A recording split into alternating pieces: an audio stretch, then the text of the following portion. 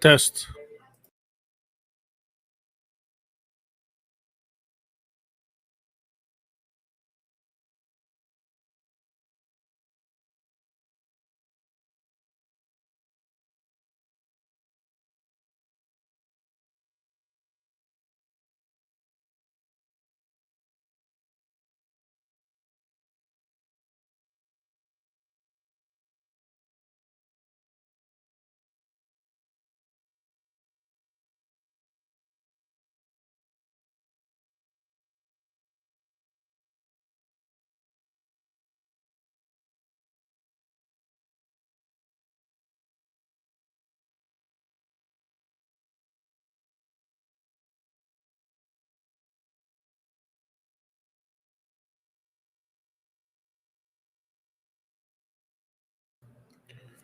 Test.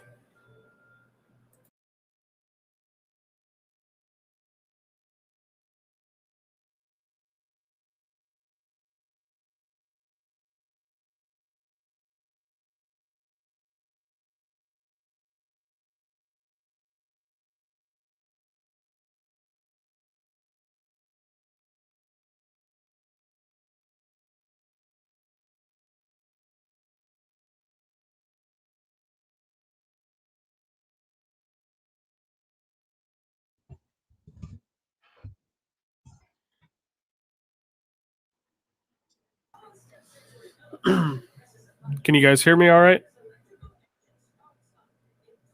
Yeah, can you hear me? Yep. I just can't hear myself in this mic, so I got a little bit of.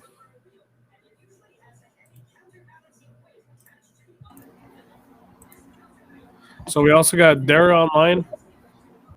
Can you guys hear me? Yep. Okay, cool. So right now there's 3 of us, and what's going to happen, guys, is on Facebook or wherever they're watching, they're going to be able to write us some questions, and you guys should be able to see them too. But I will try and cipher through them and ask them in a timely manner. I'm going to get ready to share this link to everybody, so we can only limit 10. So if we get more than 10, they'll have to wait turns, or we'll have to ask somebody to leave and let somebody else in. We're still waiting on Josh, Matee, and Sunrise wanted to ask a couple questions. So will the messages should come in on this message side? Yep. Can you guys see the message side over there? Yeah. Okay, yep.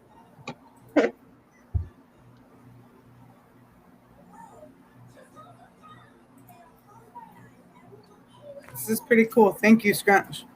You're welcome. Yeah.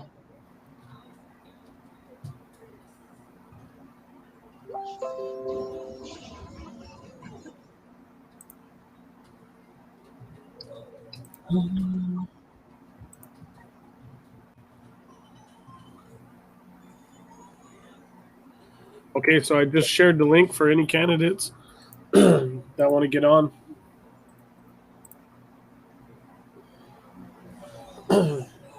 Just got a message from Josh. He's just now getting done with Mission City Council, so he'll be on soon. And any candidates also, you guys can get on with your phone, laptop. It doesn't matter as long as you can get to a web browser.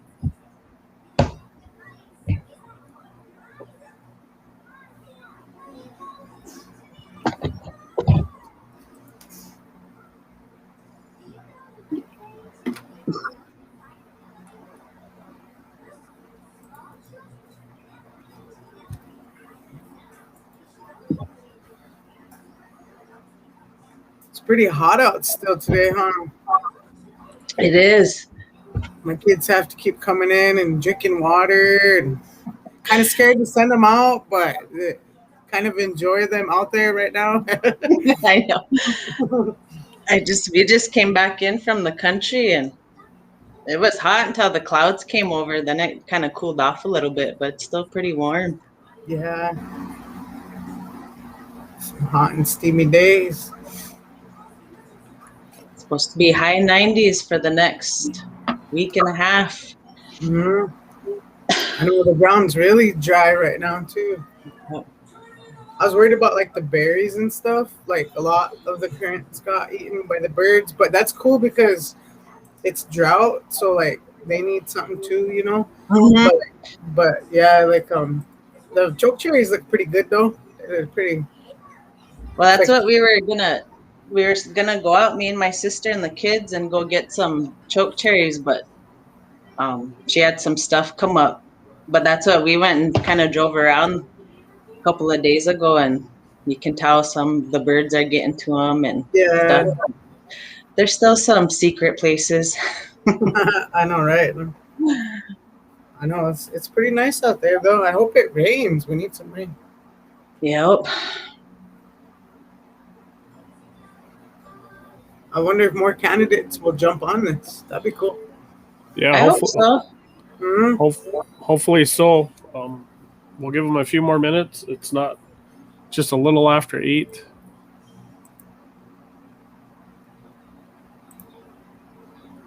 Where's Justin? Fired. Fired? He's probably eating snacks right now somewhere. Um,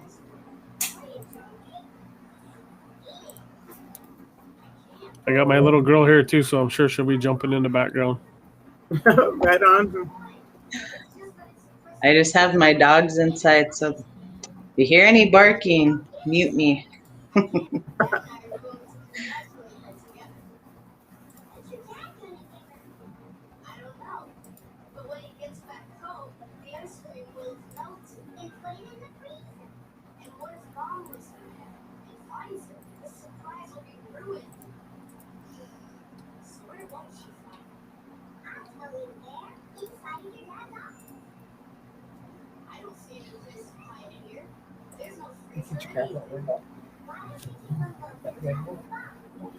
No, where I was sitting.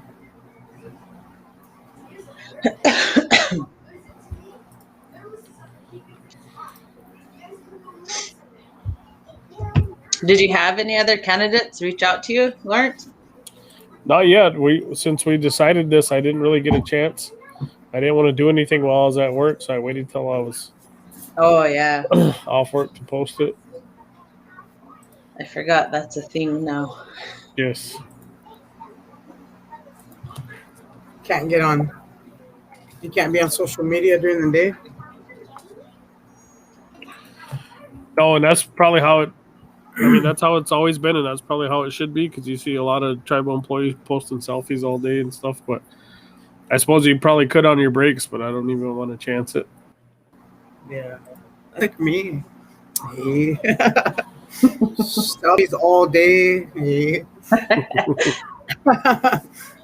No, but that's cool though.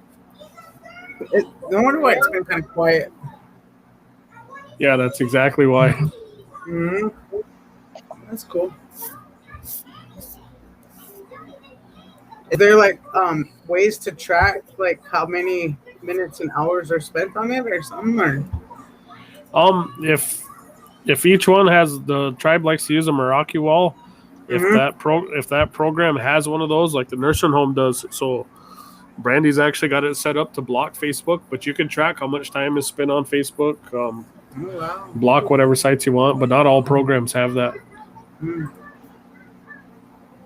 I wonder So I how just- that works, because I know a few programs use it to reach out to families and stuff.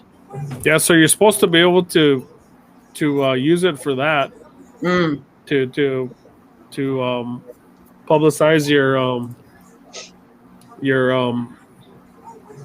program.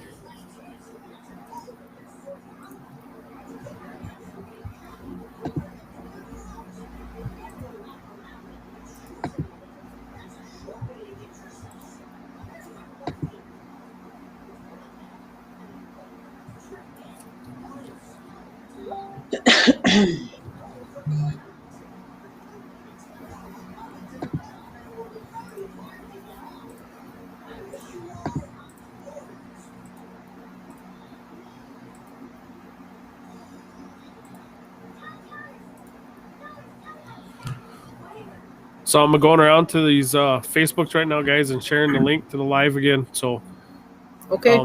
we'll give it till, just give me like 5 more minutes, and then we'll just start, because it'll be recorded too. So I'm gonna replay this all day tomorrow while I'm at work. It'll automatically do it on its own. So whatever you guys want to say and whatever you guys want to brag up about yourselves or whatever you want to get out there, in 5 minutes exactly we'll start. Okay. Cool. 10-4. Cool. Last night there was that forum in St. Francis, and while I was sitting up there, like my two sons got locked in the boys' bathroom, and I couldn't do nothing because I was sitting at the candidates table, and I seen my girlfriend like go to that door, and I could hear Mom. Darn it! I know, and then I seen my cousin go over there and really bust in there. Oh, while Josh was up there talking too, I was just like, "Holy cow!" I was just all watching it unfold. Trying not to smile, to laugh. Yeah, I laughed after, but it was kind of making me freak out because I could hear Jeff. He's like, "Mom," and I was like, Yeah. "Oh, they're stuck in there," and so I was like, "Oh my god!" And it was kind of tense. How was it? It was okay. It kind of got started late, so I didn't really get to stay too long because I kind of had some homework to do. But it wasn't. It went pretty good. They gave you more time to talk and stuff. So, and they actually let you speak and let you say what you needed to say, because like 2 to 3 minutes really is vague. You can't really. Yeah, you can't really put yourself out there and let people know, about like basically who you are in 2 minutes. So they gave like 10. So I thought that was pretty cool. But well, there's a lot of you guys too there. Yeah, that's good. They gave you guys more time. Yeah, it showed up. There's quite a few people, considering that they had like the youth day. Yep. Yeah, there was still a lot of people, so I was happy. This weekend's Milks Camp. Are you going that way? Yeah, I'm gonna head over that way Saturday. Yeah, that's cool. That's where like I actually thought that they would bury our Grandpa Swiftbear's daughter Maud with him there, but here they didn't. I was real sad. It's like, man, I bet Grandma just wants to be by them, Yeah. Yeah.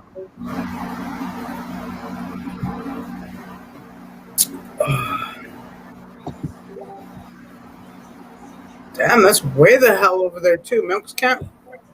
Yeah, well, for me it'd be close to 2 hours going out there. Oh, because you live in Hedog? Yeah. Damn. Yeah. Because you live in Pine Ridge? Right at the county line. I know. It's so pretty there, though, Yeah, it is. My nice mom's place. Yeah. My mom's place is a mile from Bennett County line. Cross country. Oh, really? Cross country, but shit, man, it's really beautiful country out there. Yeah. That's cool. See and hear all kinds of things. Oh, yeah, I bet. All right, guys, we are totally live, and we're gonna start in 2 minutes. I got it shared to quite a few of our Facebooks, but I'm adding. So right now you got 7 online, so you guys can say hi to the 7, and then I'm gonna keep sharing this on a few more. Then I'll be back to get it started. Well, hello, you 7. You sacred 7. Real sacred tonight. But hello. Good evening, everyone. Thank you for tuning in. Yeah. This is kind of a new way to meet and greet the public, but nonetheless, it's pretty good, considering everybody's stuck at home. So. Yep. I appreciate it because I don't have like the cashola to be going everywhere, So yeah, that's why I appreciate it. Yeah, what's up? Same here. Hey, Mati. Hi. I'm driving. Where are you driving to? Be careful. I'm headed to Kansas right now. But, yeah. Oh, you're going back to Kansas? Yeah, well, I'm just going to work at a basketball camp. We'll go south and then I'm headed back home Monday. So, Oh, nice. yeah. But I don't go back to school till August. So, That's cool. Super proud of you guys, man. thank you.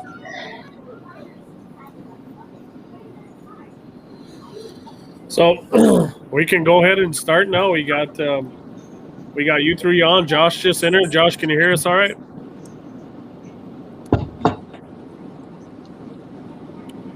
Hello, guys. Hey, what's Hey, up? Josh. Hey, Josh. Sorry for the late attendance. The city council meeting went a little longer than we expected. So,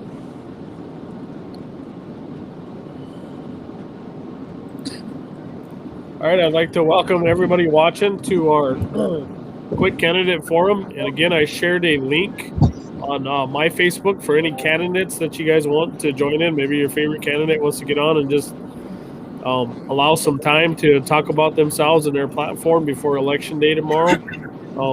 This is going to be recorded and this is going to play all day tomorrow on several different Facebook outlets. So this is just an opportunity to get a video out there for candidates. And we got room for 5 more.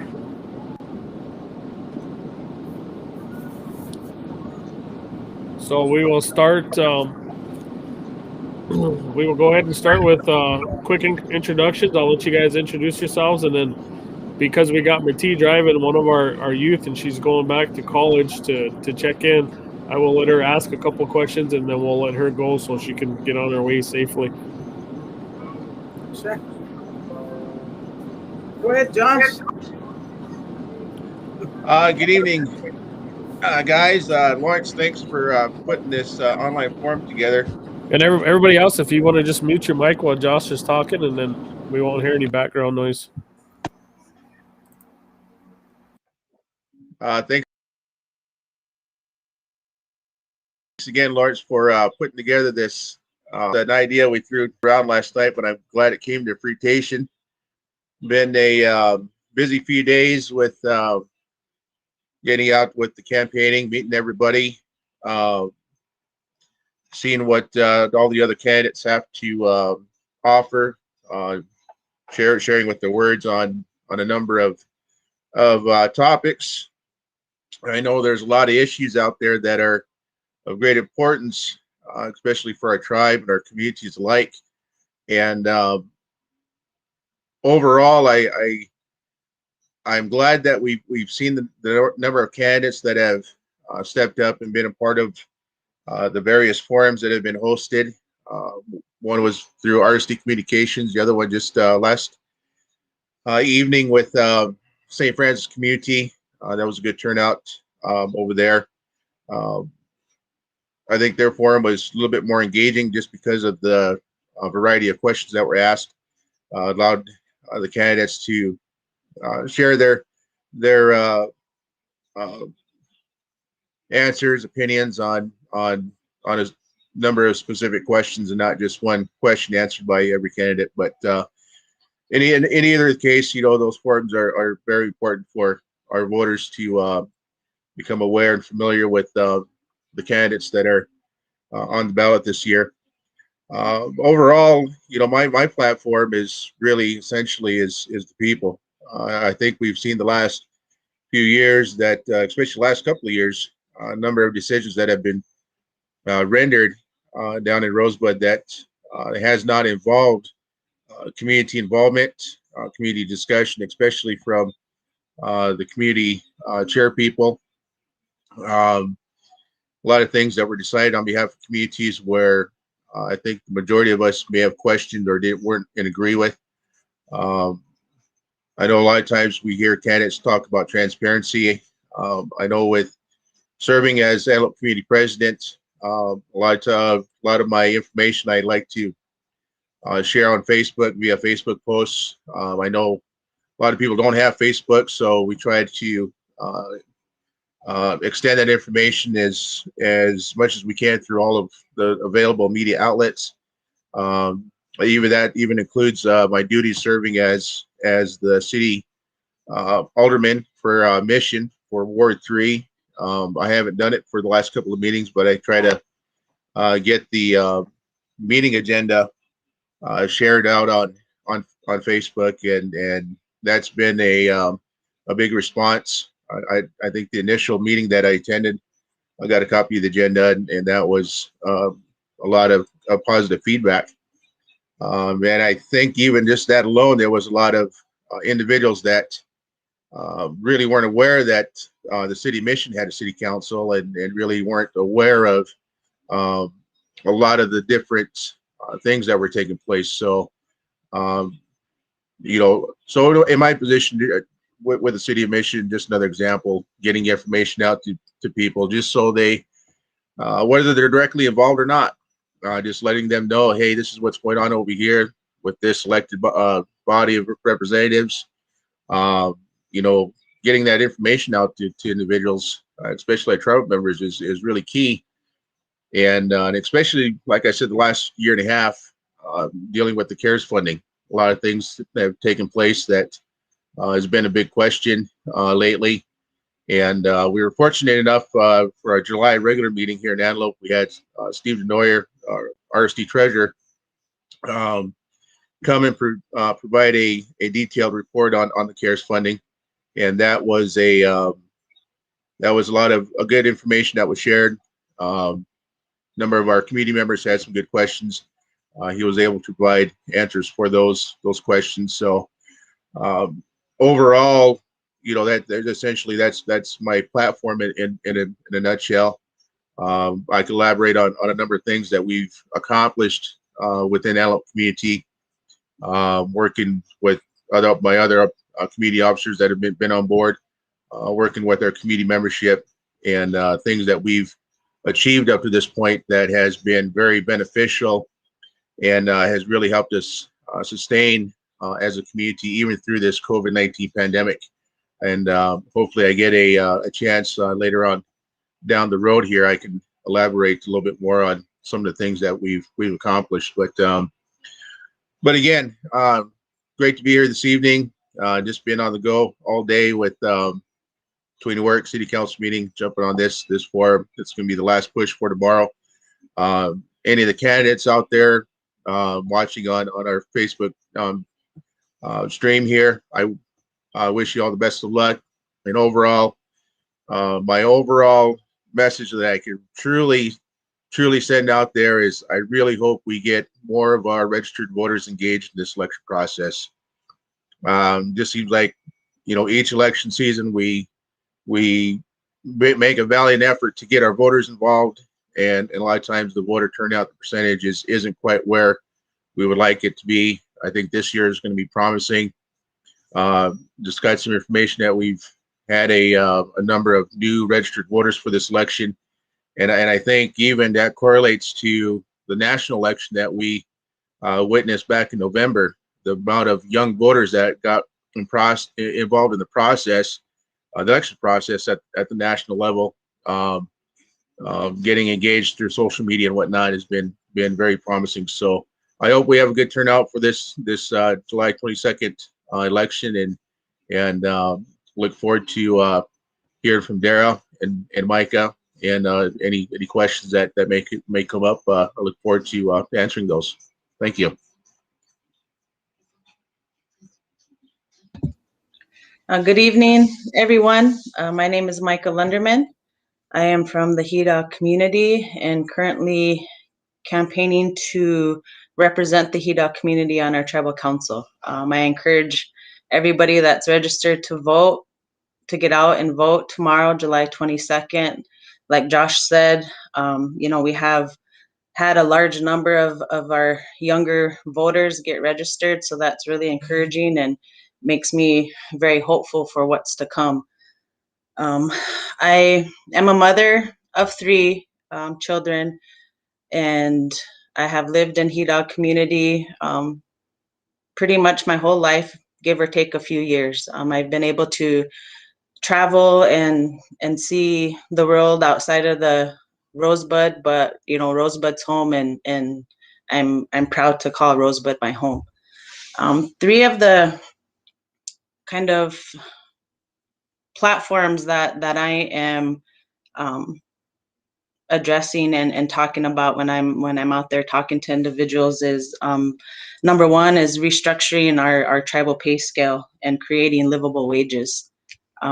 My second is family and child well-being and investing resources that we have.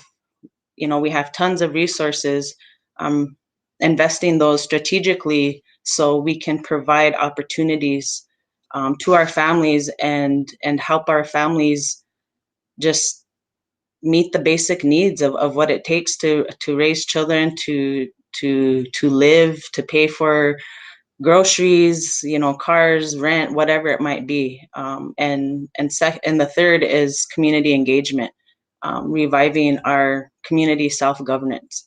I've been the Hida community chairwoman for 2 years, and in that 2 years being the chairwoman, it's really opened my eyes to how just how communication works with our communities. There's a lack of communication. There's a lack of trust, I think, that our tribal government and our leaders have with our communities. And I can only speak for Hidog in my experience. But each community is unique. Each community is different, and each community has their own needs that they want to address, and they try to assist their community members in. And I would just really like to invest back into our communities and get them more involved. So a little bit of my background, like I said, I have been the community chairwoman for Hidog for 2 years. I have about 12 years of family and child advocacy under my belt. I've represented the Rosebud Sioux tribe on the national level, on the local level, on the state level, addressing the needs of our people, health inequities, and I have about 15 years of youth advocacy that I'm super proud of. So thank you all for joining us this evening. And thank you, Lawrence, for providing us this opportunity. And I look forward to the questions.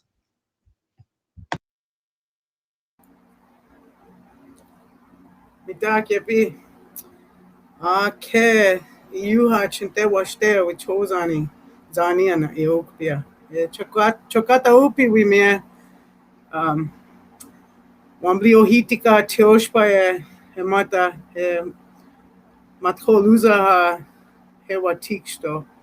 Hunkuwa yeki wiaka sinteska we Eva Ayet. My relatives, once again, tonight, we're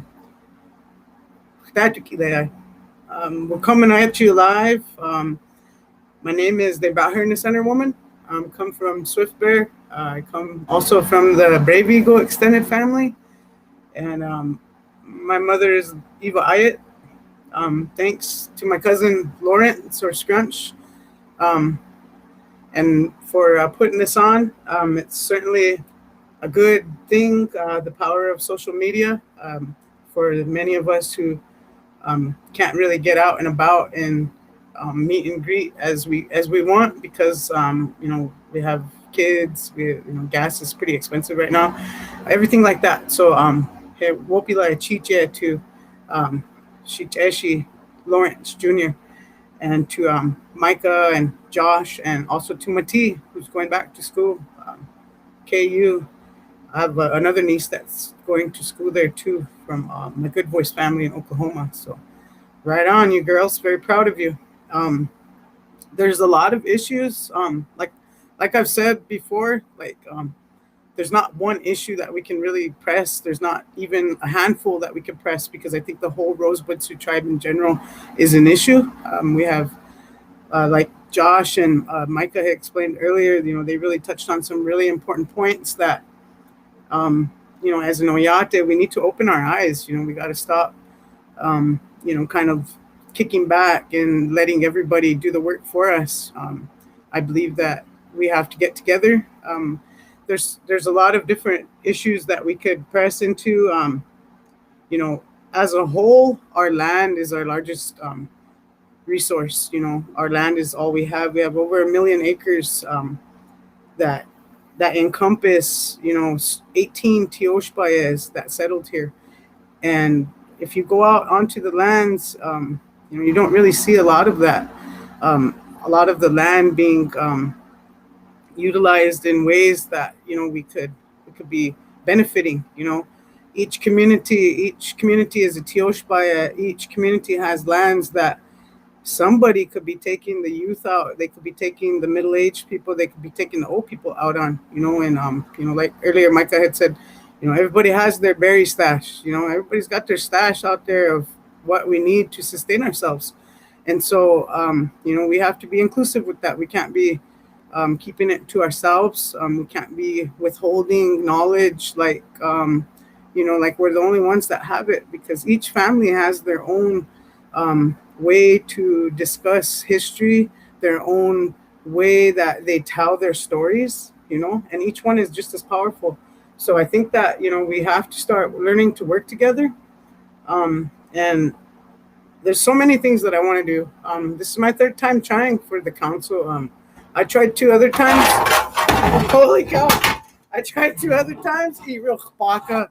But, those are some powerful wings too, made by Todd Six Toes, by the way. But, yeah. So, I tried a couple other times, and, I made it to the big show, and I lost ultimately in the end, but I didn't stop there. I didn't take the loss as something that was going to hurt me or like get me chonzeka or no wheezy or anything like that. Yeah. I didn't hold nothing, no judgment.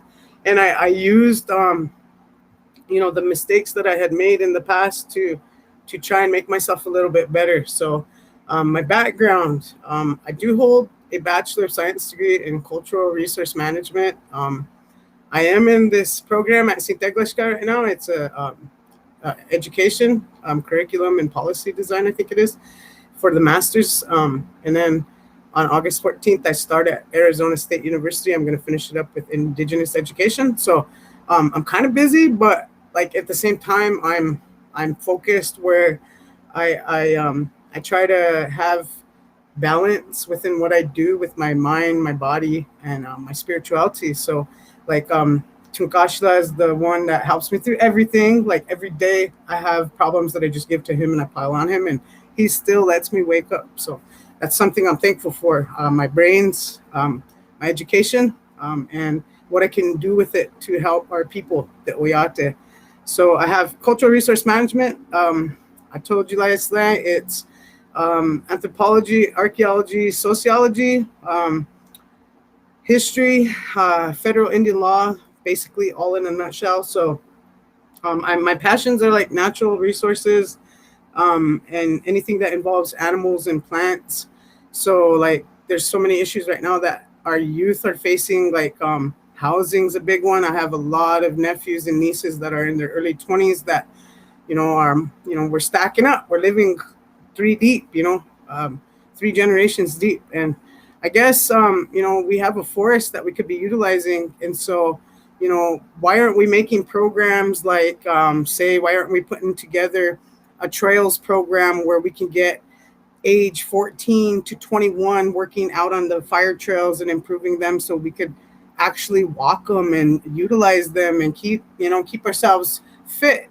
And so, there's just all kinds of little things that I see that we could be utilizing with the forest, especially with housing.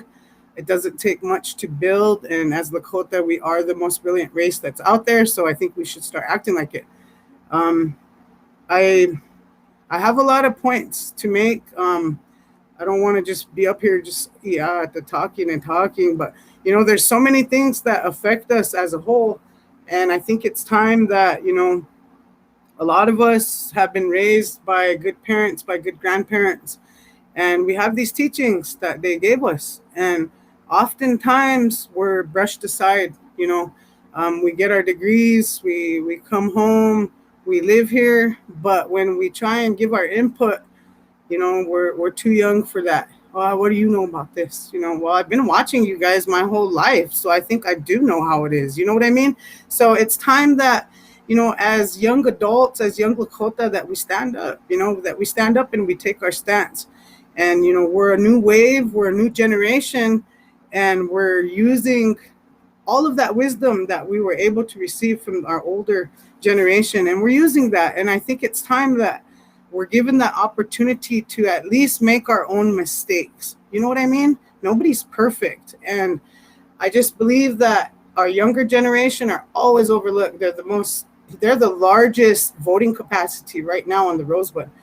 And yet, you know, we get the same amount of voters every time. So I really, you know, am hopeful, and I just think that our future as Oyate really depends on the young voters. And so I'm anxious to hear about the voting drives. I'm anxious to hear their input, what they're coming with. You know, it's all beautiful.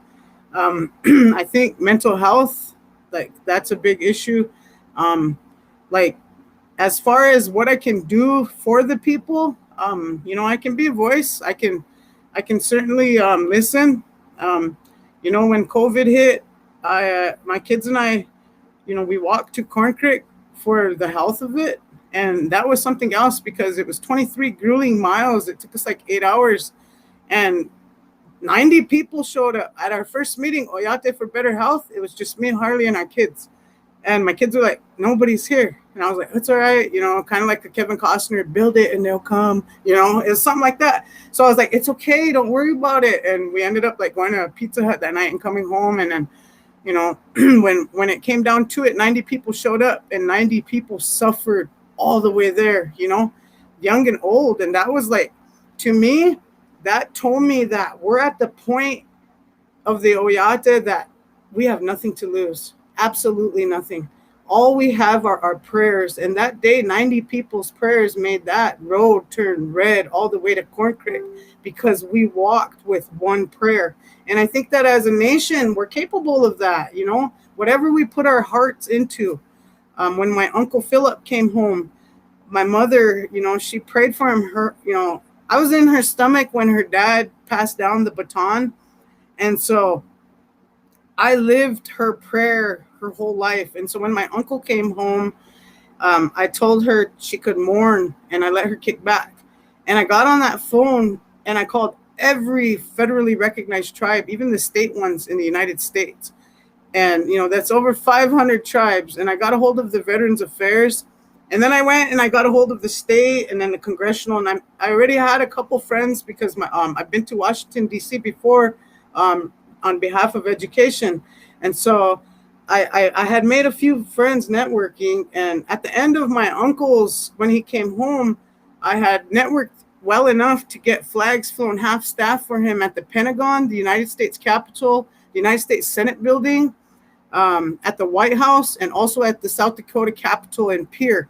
And so I feel like, you know, my mother, she told me, she said, you know, sister, it's one thing to be able to learn $1,000 words and impress Washich Oyate, she said, but it's another to be able to come home and to tell a grandma what that means, to interpret it to her in Lakota, you know? So I really think about things like that. And I really feel like we don't speak well enough when it comes to Washington, D.C. You know, I know other tribes, I've had to go before a council of elders for the Salish and Kootenai and kind of pass their tests before I could even walk with them on their archaeological walk with their tribal historic preservation. So they grilled me. They asked me all these questions about my culture. And one thing that impressed me is the Salish and Kootenai tribe is 100% self-sustaining, you know, and I ain't a hater. I was like, you know, you guys need to let me know how you do this so I can take it home and teach my people how to work together and utilize the land with their own hearts so that we can shine like the stars we were born for. So I'm all down for self-sustaining ourselves. You know, I'm down for so many things. I'm down for the Oyate. I don't know really what I'm supposed to say. I can just talk because there's so many issues. Grandmas come up to me and they're not complaining. They're crying because Takojas are living in conditions where They don't have running water, you know. They're living in houses where, you know, it's kind of bad. Like my house right now, shoot, there's mold all over downstairs. Only one of my restrooms works, you know, 2 burners, but this is my home, you know, this is my altar. And so I'm really proud to even have a home, you know. And I just think that we have to work together to combat these problems and these things that plague us as a nation. And I think that solid-minded people are going to do that. You know, right now, you know, we watched our council go through 34 million. We watched them fight on air. We watched all of that. You know, we watched bonuses go through. We watched people allow them bonuses to go through. You know, we watched all kinds of stuff happen from social media on RST Communications. And as an Oyate, we couldn't and we didn't have that opportunity to question them, you know? And I think somewhere along that line, the council forgot that they aren't the boss. They work for the people, the Oyate. It's the Oyate that runs the council. And, you know, I haven't even seen my councilman, you know. I see him in the store. No one's come to my house 5 years, you know. So I think that we really need to start making better links with the people, you know. It's one thing to lead your people. It's another to walk with them. Thank you. Thank you, Dara. We'll get Mati on here as she's driving back to Kansas. She's one of our youth, and we will get a few questions or as many. I told her she has the open mic, so however many questions you want. And guys, be prepared because I have no idea what she's going to ask.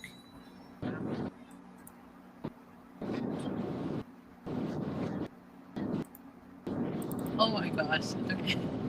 Hi, my name is Matilda Anderson. I just have a couple of questions. So I noticed that you guys really talked about the youth and stuff like that. So what are your plans to help the youth on the reservation? Because I know a lot of youth, you know, are going through different mental health issues. You know, drug and alcohol is huge on the reservation, and you know, not that much.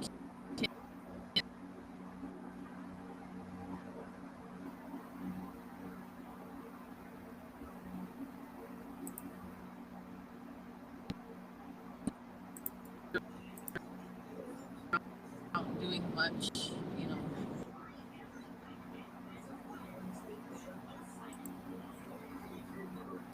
You're kind of breaking up there, Mati. From what I got, your question was about the youth and what their plans are to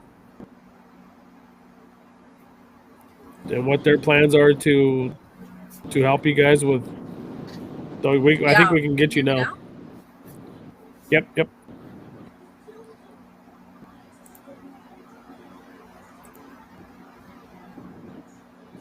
We can sure see you smiling.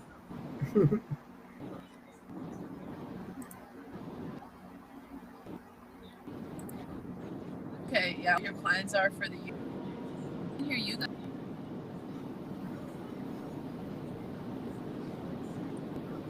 Can you hear me? Yep. Oh, and I was just asking what their plans are for the youth on the reservation. All right, guys. Well, we'll start with Josh again, and then and we'll go from Josh, Micah to Dara, and what your plans are for the youth on the reservation. And remember, guys, this is being recorded, so if you guys get elected, we're going to hold you to it.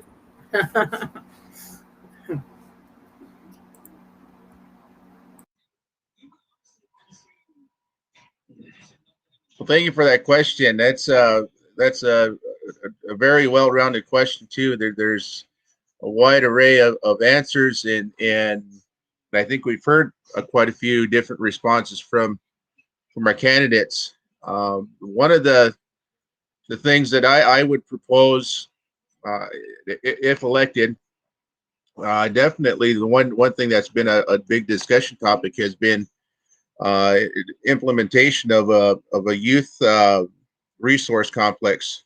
That's something that I would call it. Have a centralized facility to have a lot of the mental health, mental health and some of maybe some of the other issues that the youth are facing, with peer pressure, the pressure of kids wanting to pressure other kids with drug use and alcohol use and so on and so forth, and have some of those preventative resources in place. Sometimes the way I see it even right now, a lot of those resources are so spread out that a lot of times, some of the youth don't really have a direct path as far as where to seek those resources. I know that another good resource for our youth is to have an active 24-hour phone line for our kids to contact in any type of situation that they're encountering. And but the biggest part of combating all of that too is really getting serious about our law enforcement. A lot of times these situations happen in homes that are broken, and the law enforcement aspect of it is our personnel are so spread thin that a lot of times the response time for our law enforcement staff to respond is delayed, and unfortunately serious crimes do happen. So that's part of providing a resource for our youth is more of that presence, and um, and I'm glad that yourself you're heading back down to Kansas to further your education. Um, the biggest thing that I took away once I graduated from Todd County in 2003, I had an opportunity to attend South Dakota State University, and that was a life experience for me. Attending South Dakota State University provided me with a number of opportunities that I don't think I probably would have enjoyed anywhere else. And it allowed me to experience life outside of our reservation. Um, it really gave me a deeper appreciation for my culture, being Chicanga Lakota. Um, I faced head-on issues of racism uh, that really made me question whether I belonged at SDSU or not. Um, but I was thankful for a strong family, friends that were attending other universities, keeping in contact with them. So I persevered and I stayed, and through a lot of connections that I made there, through other students from other ethnic backgrounds, uh, professors, graduate assistants that I worked with through some of my courses, allowed me to get involved in a wide array of organizations that really broadened my perspective on a number of things. And of course, I'm not taking anything away from SGU as well. That's a great opportunity for our kids to further their education. But I firmly believe we should at least provide that opportunity for our youth to further their education and experience life off the reservation. And then it doesn't necessarily have to be through a traditional four-year college. I know a lot of our students, a lot of our kids are very talented through doing a lot of hands-on um, type activities. And so, vocational outlets. I know one of our community youth individuals just left last month for out for the East Coast for to attend a culinary school out there, and so there's opportunities there. We just really need to stand behind the message of we need to empower them. We need to work together to um, give them a positive push and to reinforce the message that whatever may happen, that we're going to be here to listen to them if they are in need of other resources for them to succeed, to be in a position to provide that. And of course, looking at the younger youth, especially ones that are elementary, um, middle school, high school age, especially, summertime, and especially the last year and a half with this COVID-19 pandemic. Everybody was pretty much forced to stay home and social distance. That it was a learning curve for everybody, as far as what, how do we keep our kids engaged while following the CDC guidelines and everything along those lines. And so this last year and a half, or coming on maybe 2 years, it's been pretty detrimental to our kids, to our youth. And we see it every day about the need for the kids wanting to do something. And it was a challenge, but it was a great challenge to keep our community youth involved in activities that we thought were safe, while keeping the CDC guidelines and protocols in mind. And especially now that we're coming back out of this pandemic, obviously we're not out of the woods yet, but we can't totally rely on our schools to provide everything. We as communities and the tribe need to step up as well and work with our area school districts to provide those enriched and resourceful activities for our kids. And like I said, a youth resource center or a recreational center would be a great step in the right direction to do that.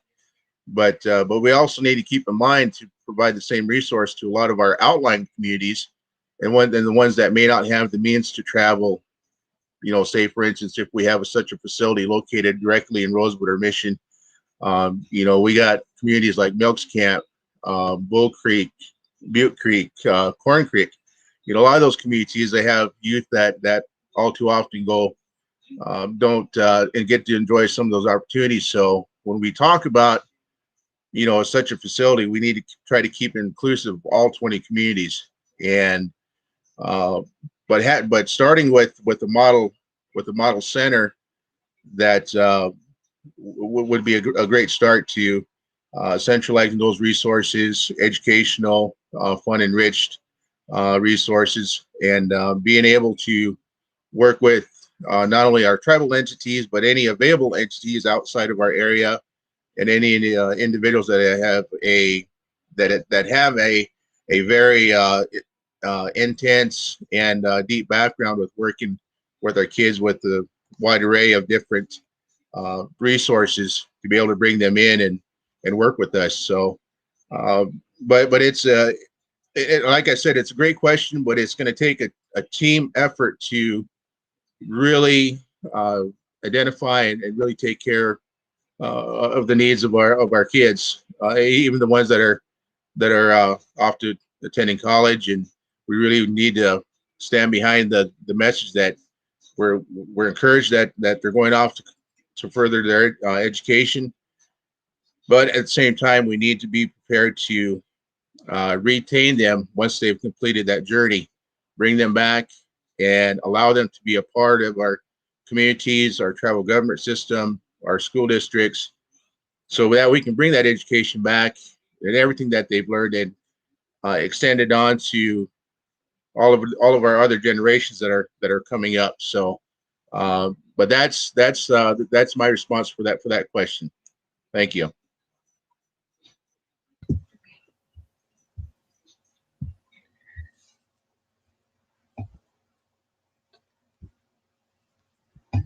Well, thanks for your question, Mati. I think as far as what we would do for our youth on the reservation, there's huge needs here, and it's not rocket science. I think we have several tribal programs that work with youth or have some type of youth component and some type of family component. And for decades, we've been addressing the needs of our kids, and I think the most important thing we need to do when we're talking about providing resources, activities, whatever it is regarding our youth have to be a part of that conversation.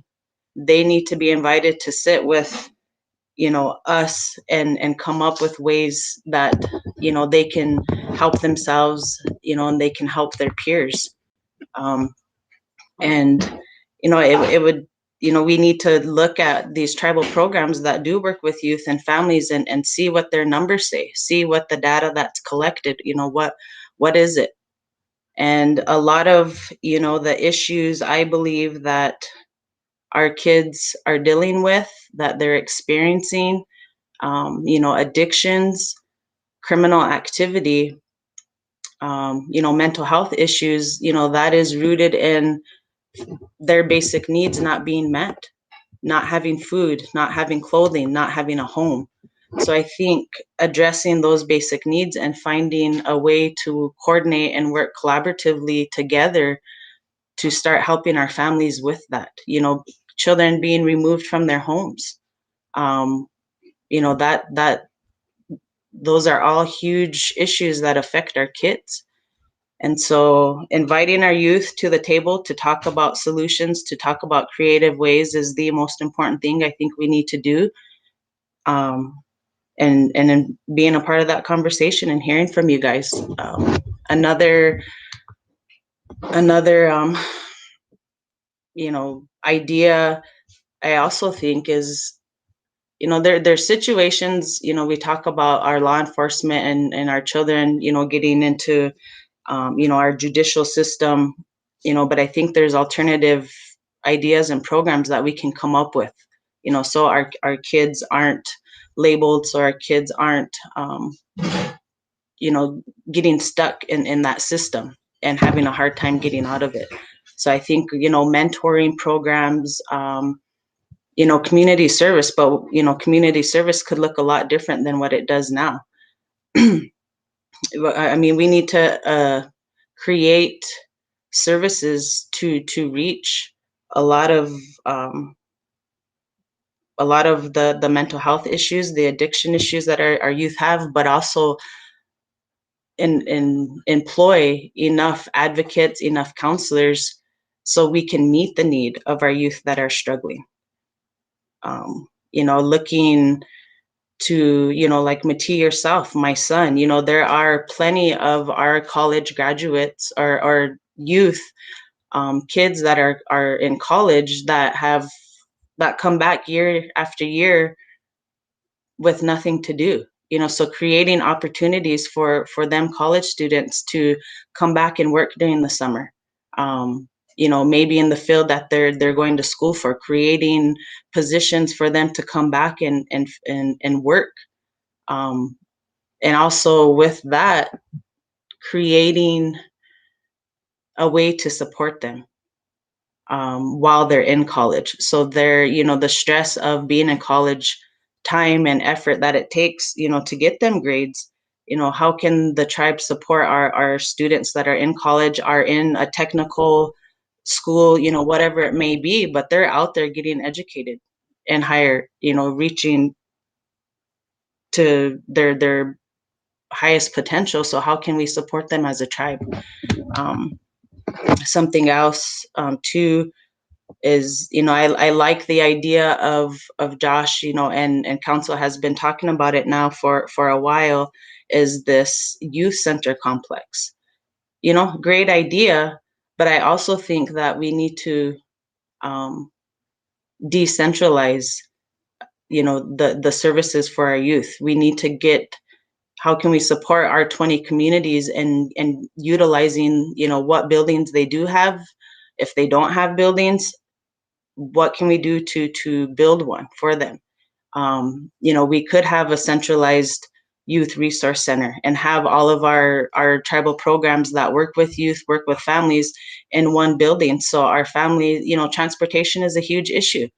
A one-stop shop, they can come in and get all of their, you know, forms filled out, whatever it is that they need to do, but also having enough staff to push out into these communities, whether it be bi-weekly, weekly, or monthly. So our outerline communities are not forgotten about, and they're receiving the same assistance, the same resources that our, you know, local communities are getting. you know, there's a lot to address when it comes to youth. It's not rocket science, I always say, because we know, you know, we get funded.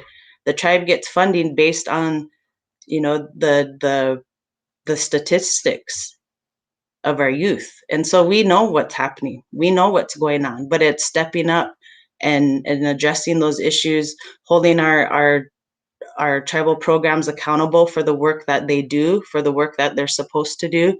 And I think inviting our youth to the table to be a part of every discussion when it comes to the youth. So that's my spiel, but thank you for the question, Mati.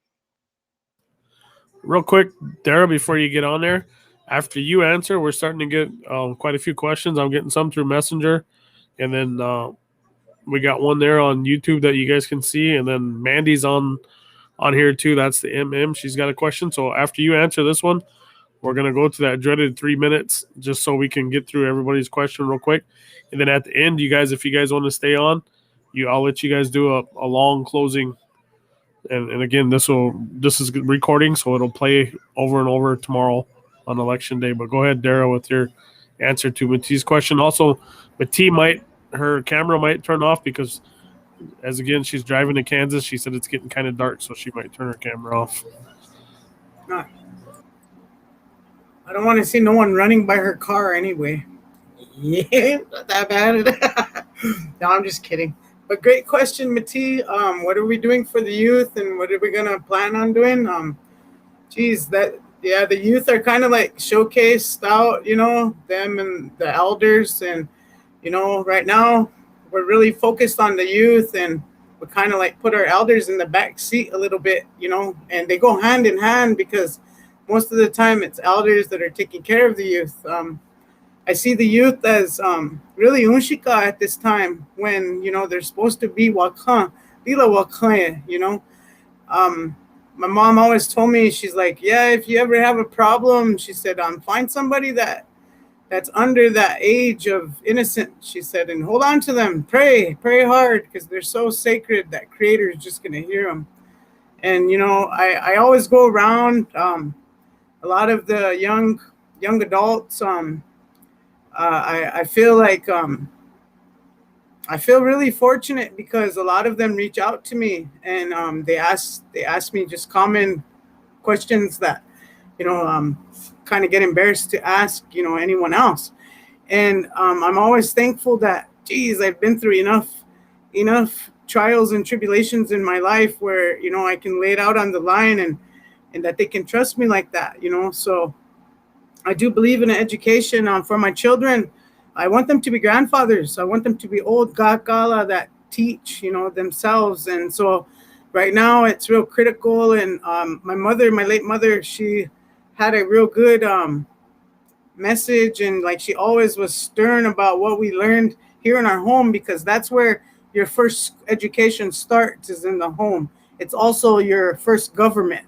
So, you know, here in my house, my boys, you know, my oldest, his mother was my sister, and you know, she's not in this world anymore due to alcohol. And so, you know, that's a problem that afflicts our nation very bad. And from alcohol comes domestic abuse, comes physical abuse, comes sexual abuse, comes many different kinds of abuses that our children have to suffer.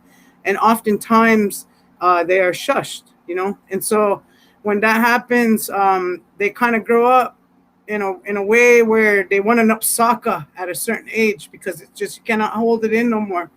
And so I always encourage my kids, you know, we got to get outside. Let's get outside, you know. And I think that with our youth, you know, we're the first impression that needs to be made on them.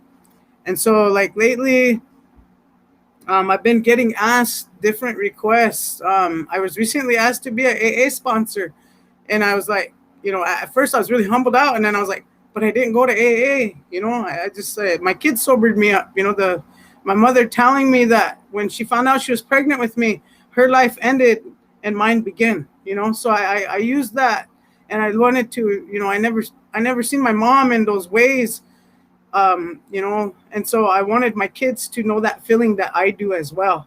And so I'm trying to stay sober and raise them in a positive way, despite everything that goes on around us.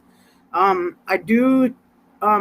mentor like 2 youth groups at the moment. One of them we hardly meet; it's more virtual. But the other one, we're hands on, and I get to tell them stories and build them up, and just teach them and talk to them, because time is what a child needs. Love is what a child needs. And if they're not getting that at home, then, they need to get it somewhere. And so, we need to step in as community members, and, we need to show those kids, that they are loved, that there is hope, And so like my kids, they're always, with their friends, they're always out there. And I encourage them to tell their friends that they love them as well. I wish that we could have our own vocational school, like Josh was saying, because my oldest, 4-year college is great, but if you look at the idea of coming home, it's really hard to get a job, even with an education. It's hard. So I told my son, I said, I encourage you, my boy, to hit up, maybe look at welding, look at HVAC, look at electrical. I'm encouraging him to do trade schools, because I want him to be able to work hard every day and take care of the future of his family. And I want him to be able to utilize those skills that he's learning and help our own tribe. We should have our own utility company. We should have our own electric company. We should be doing this all on our own already. So, our youth are capable. I get messages a lot. Dara, how can I get into EMT classes? Dara, how can I do this? I need help with my FAFSA. So, I'm always there to listen to the children. Now they're getting older. It's crazy because some kids that I taught at St. Francis, they graduated high school this year, and it blows my mind. You know what I mean? And I'm just like, I'm so proud of each of them, because I knew they were going to graduate. When that first week of school, getting to know them on a personal level is what happened, and, they told me, they said, oh, these guys, they raise hell, they do this. And so I was sitting there and I was like, geez, how am I going to relate to these little guys? And that was the key word, relate. And so, I was letting them, I waited till the bell rang, and then I kind of got loud, but I told them, I said, Enilayanka, Yotaka. I told them that, I said, you guys be quiet and sit down. And as soon as I said that, that whole class sat down. One even sat down on the table because he was standing on top of it. But that told me that they have a unchi or a tui or an ina at home that talks to them in Lakota, and they listen, because that's where the respect lies, in the language. And so that's how I try to look at all kids. I try and build them up with what we have as Lakotas, whether it's with our language, whether it's a little song, whether it's thought on strategizing. I try to build them up, because they are the future. And if we don't build them now and mold them and shape them into productive adults, then what are we going to do with our future? So right now, the sports complex, that would be great. Like she said, decentralize it. Not everybody can get to Rosebud. Even as adults, not everybody can get to DPP. You know what I mean? We need gyms in every community. So that's 20 gyms that we need to look forward to. And in these gyms, not just workout equipment, we need counselors in those gyms. We have Lakota, we got a whole college at SGU with human service majors. You know what I mean? What are they doing with those educations? They're not being hired anywhere. We need to utilize them. So, we have all these different, departments that can be utilized by our own people, but we just don't give anyone that shot. We got to step away from that, and our youth, they see these actions, they see these things that we're doing, and they want to act like us, and we got to show them good traits. We have to step away from that good old boy system. The boarding school, it really did a lot. Systematically, the boarding school, in 1879, when it came, the churches came and they took our children. It changed a lot of ways of thinking. They stole the children from the mothers. when they did that, it really sabotaged a lot of the love that was supposed to be nurtured and coddled within our children. So right now, we're at a stage in life where we flipped it, and we have that opportunity to look back. That's the great thing about history. We can look back at where our leaders in the past made mistakes, and we can correct them. Look back at those, who our past leaders were, what they've done in each administration. Study those as future council incumbents. Study those, and then you'll know. With our youth, we need to build our youth up when they're little. We need to talk to them in strong ways about our land. We need to talk to them in strong ways about who they are, about what they possess. Our kids are so brilliant. I learned from them a lot. Out there on the land, I could walk to a patch of sage 30 times, and then a little kid comes along and can show me something that I missed, and that's the brilliant part of them, is that they're so unique and special, and they're so in tune with the spirituality of the universe, that we should be learning from our children. We should be listening to them. There's a lot of suicide. It's getting bad. Suicide, holy cow. Our kids feel like, they don't have no one to talk to. Holy cow, where's the mothers at? We can't be blaming tribal government.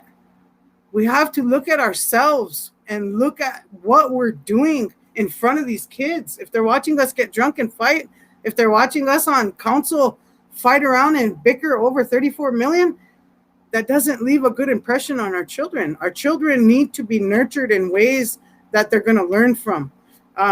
So, I feel like there's a bunch of kids that wanted to learn some stuff. They wanted to learn how to dig team sila. I was like, oh, cool, and I just seeing them out there, and they're like, oh, this is really hard. I guess it is. He was a young man, said, this is women's work. And he stopped. This is a woman's work? I said, yeah. And he's like, gee, I can barely do it.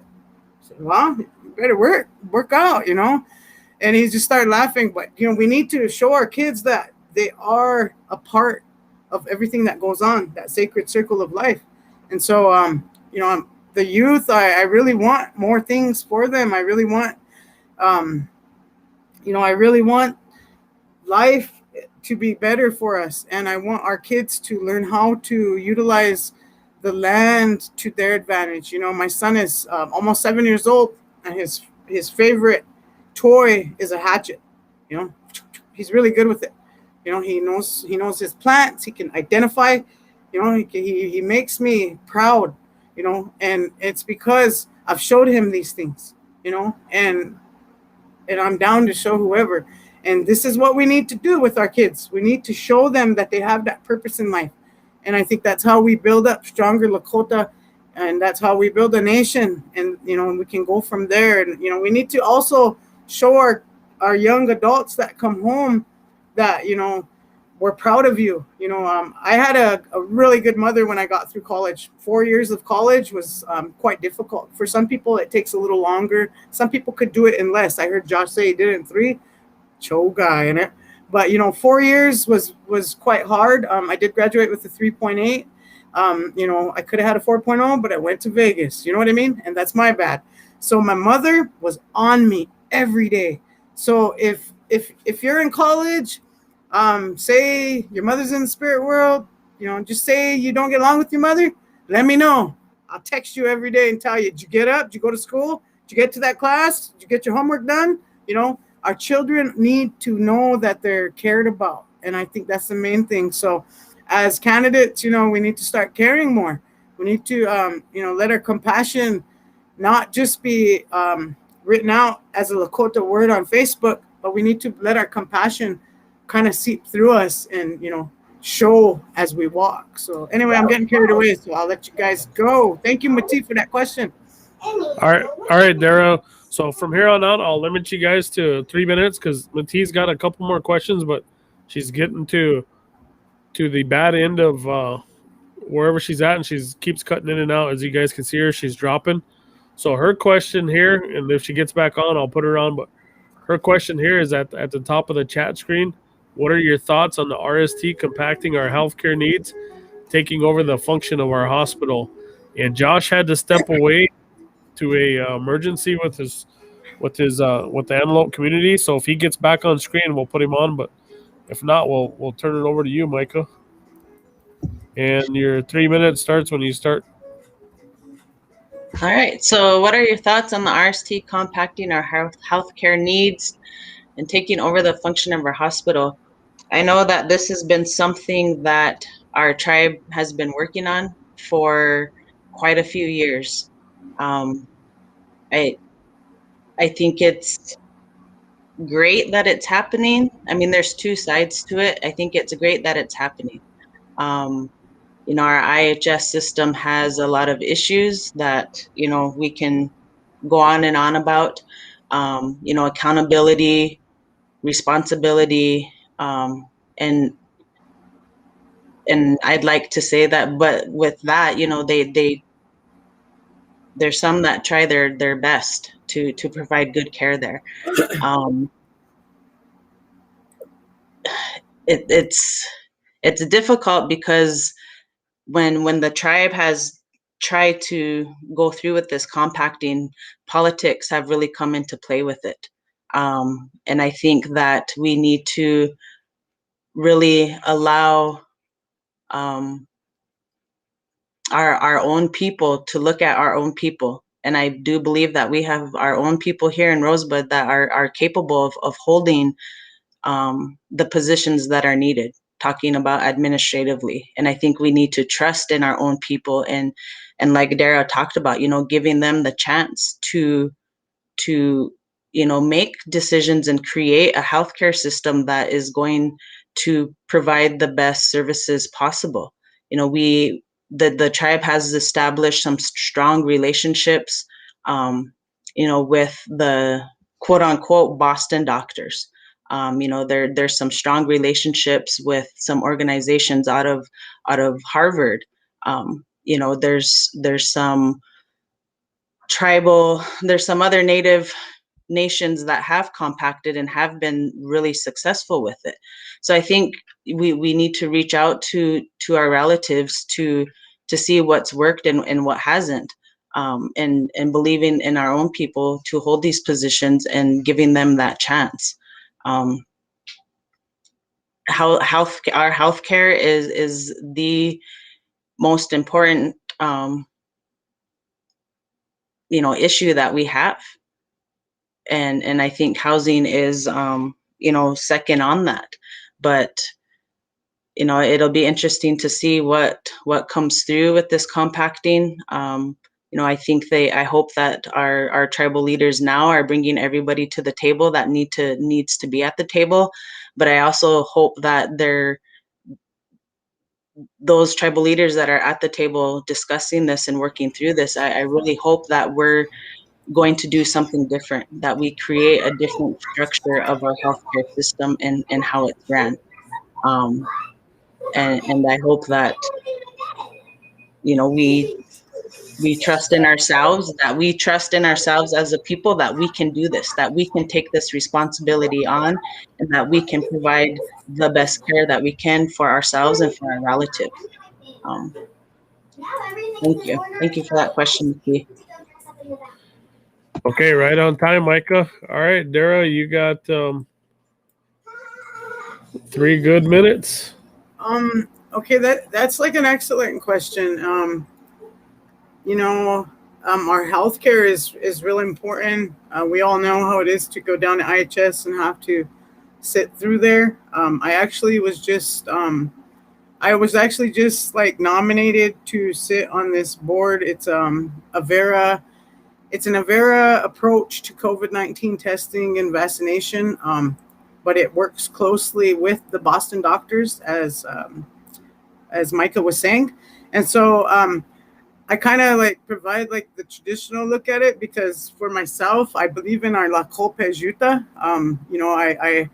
I believe in, I'm great. It feels great that you guys are getting vaccinated, but as a Lakota, I also feel that it's my it's who I am as a Lakota to remain faithful with what the plants give to me. And so, I use La Copajuta, my kids do, and so I have a different approach to how medicine is given to us and so with IHS, I see a lot of our people struggling through a pill epidemic. I see a lot of people that are struggling with mental health, and it kind of is just, I don't know, it kind of doesn't sit good with me to know that we have to rely on other people to make these decisions for us.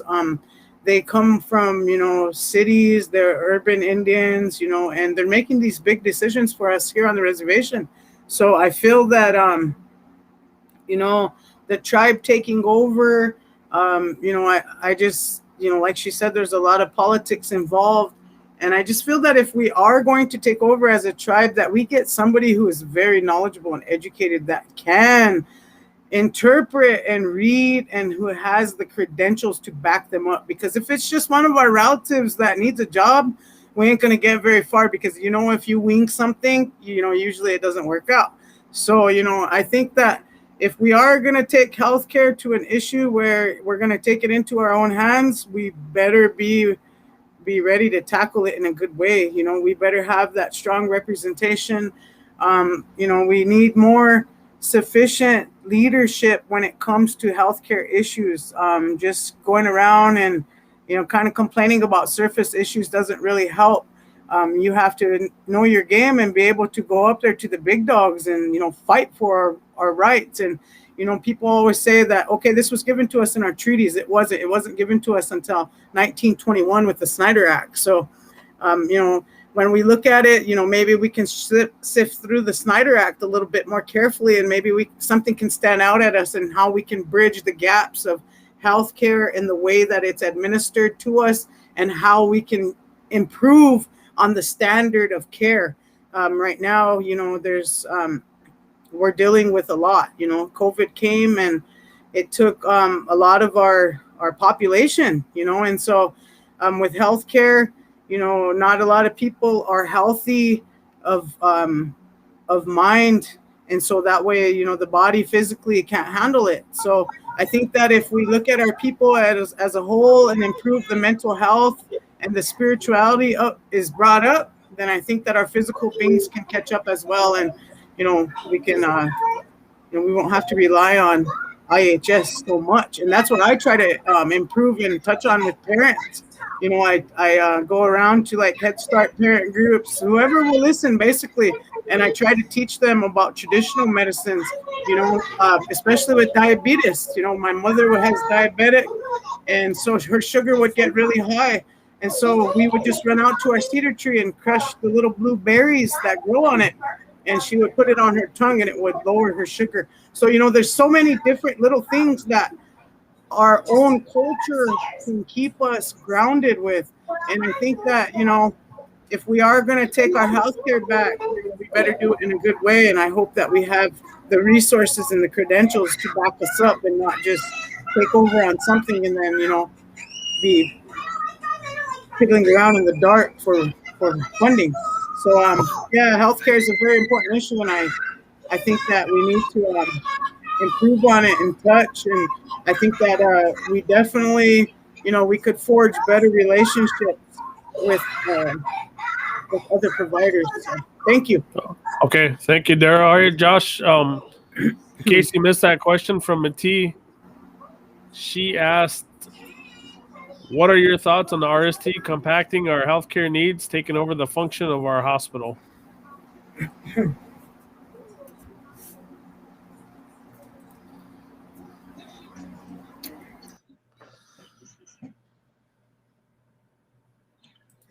Again, this is another interesting question. It's a question that's been asked for quite some time.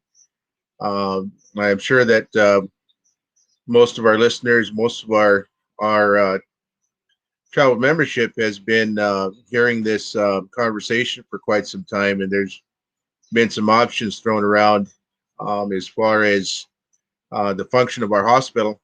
And what can we do directly as a tribe to improve the overall service that IHS provides for our tribe.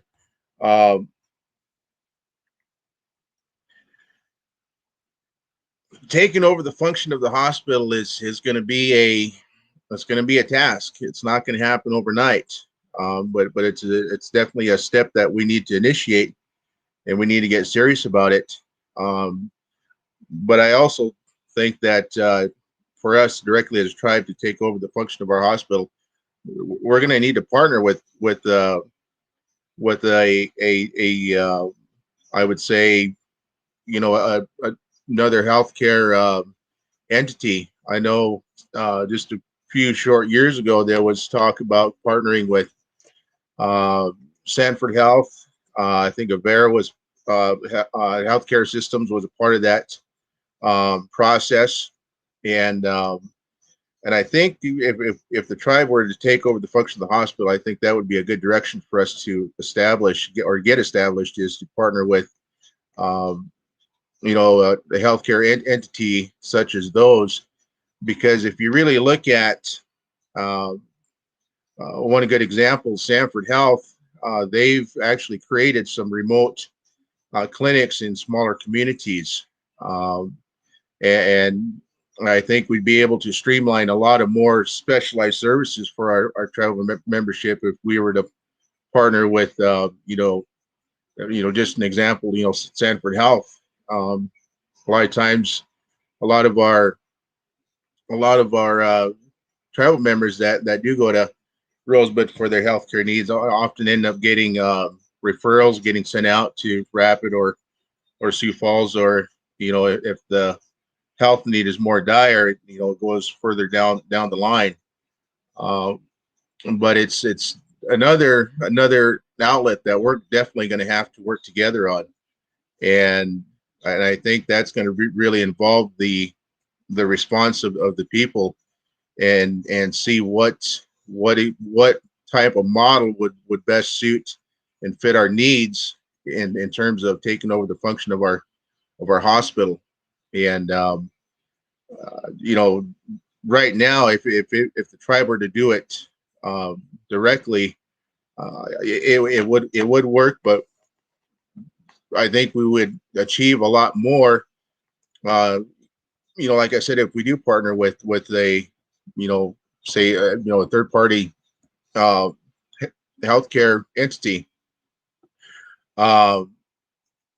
we deal with a wide array of different health situations, especially with our members. Everything from diabetes to cancer that seems to be becoming more and more prevalent. And a lot of times when I watch the evening news, predominantly I watch KELOLAND. They have their what they call KELOLAND Health Beat, and they have a number of different specialists that they talk to, doctors, and even some of the ones that deal with the nutrition side. Individuals that may require a specialized diet. That's just another example that we could, if we do partner with somebody like Sanford or Avera Healthcare, or even somebody that has the resources to bring in those types of healthcare specialists to be here directly available, and have that available for them, and it would allow them to remain home here close to their families. A lot of times when we see our tribal members get referred out, or if they have to get flown out, that creates a burden for families to find the resources to get to where they're at. And if they do happen to recover or get to a status of as far as their health status, if it gets to the point where they can be released to the hospital, then they have to find those resources to get them back home here. So, all right. All right, thank you, Josh. Well, you guys are some winded folks. I'm gonna have to start cutting in there at 1 minute. Okay. Matisse got one more question, and she's on the road. And then Mandy's still waiting online, and then we got some asked online. So we'll start with you. Matisse will ask her question, then we'll go to Micah, and then Dara and Josh. Okay. Sorry I lost connection earlier, but I like you guys' ideas of what you said about the youth, and I really think that youth conflicts would be, very beneficial for the kids here, and the ones that are not local, there could be gyms there too. But my other question is more focused on like housing, um, especially like kids my age,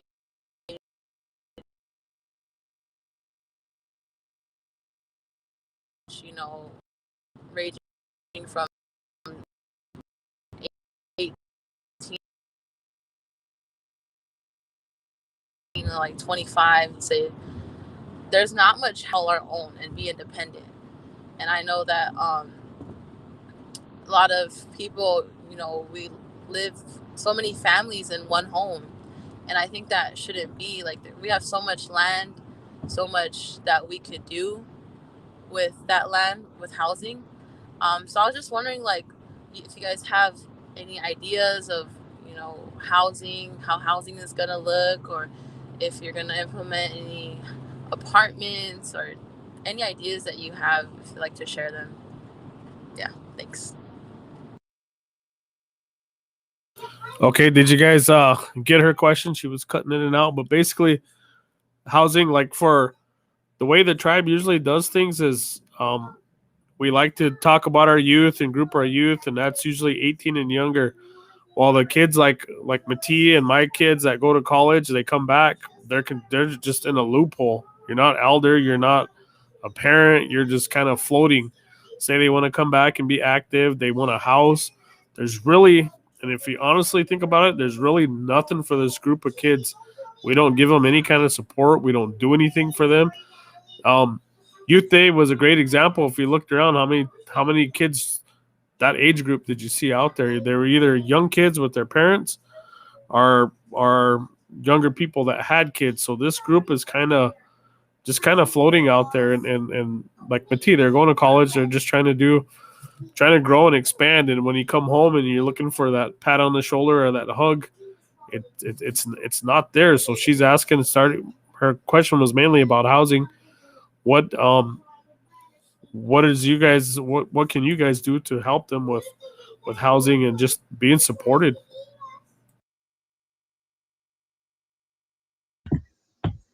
Housing, like I said, is one of the major issues here, for everybody, for every family. We've all touched on having several generations living in one home.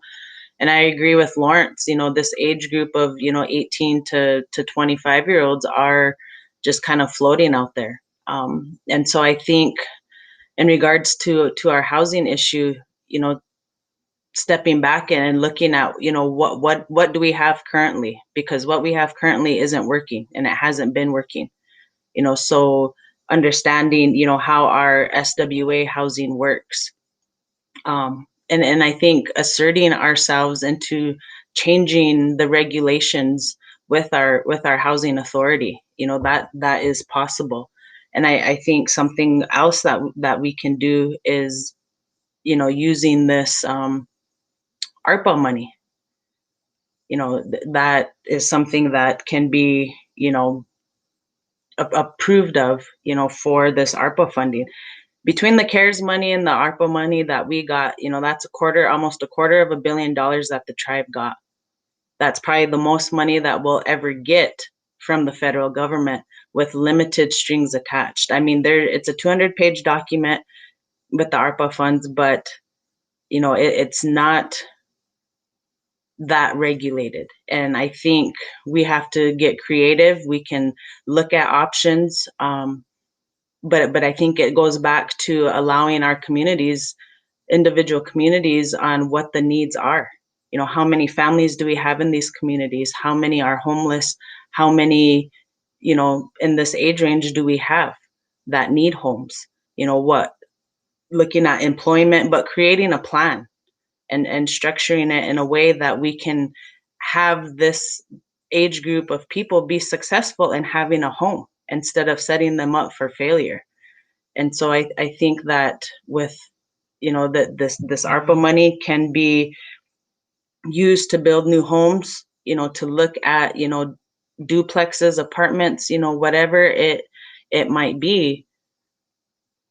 But I think we need to just get a little louder, and create a plan and be structured with it to create new housing. But with that comes, budgeting. About 30 seconds, Micah. Okay. You look at, what is his name? Jewel Burnett's program. Why don't we have a program like that here to allow our tribal members to get financing for new homeowners? So I think we could establish a financing program to help our tribal members to purchase new homes. So I think time's up. Thanks, Mati.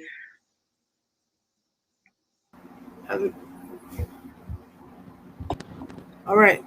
That's a good question, Mati. Housing, geez, that's something that is really techie right now in the res.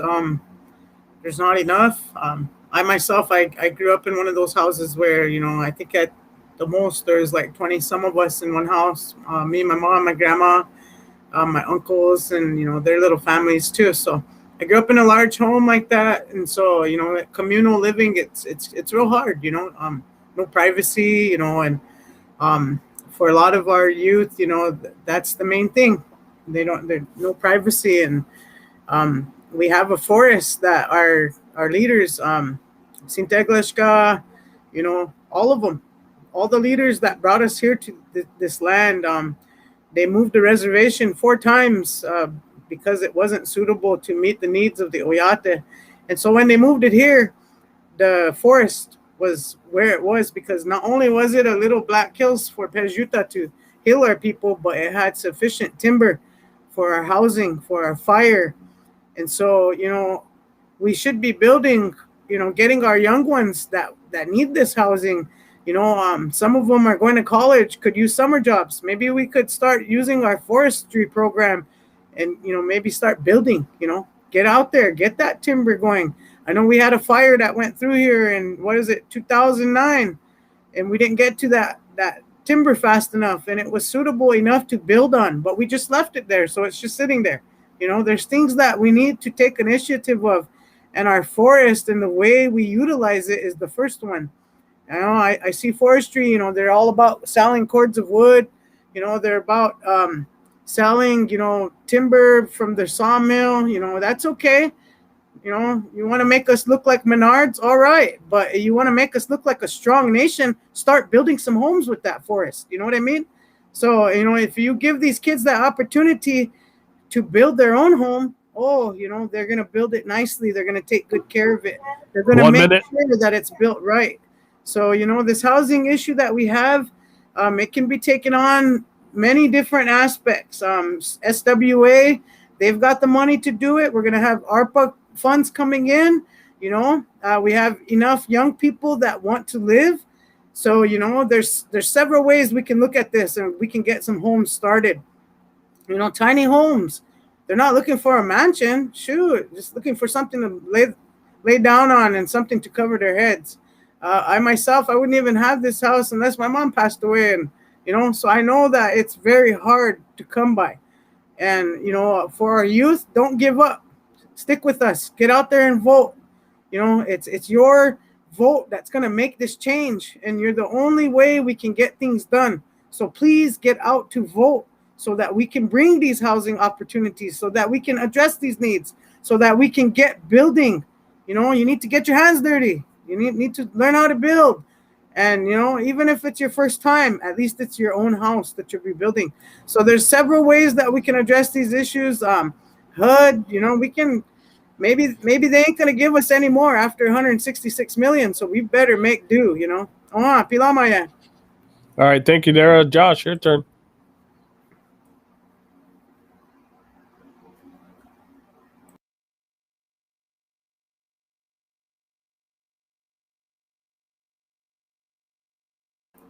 Josh, you're muted.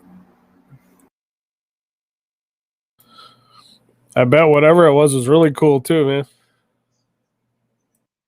Sometimes you got to love technology, and sometimes it's a pain in the butt. But hey, that was a good question in regards to housing.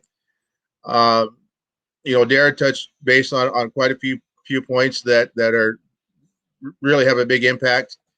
Micah certainly touched on some points as well. Some of the points I wanted to touch base on too.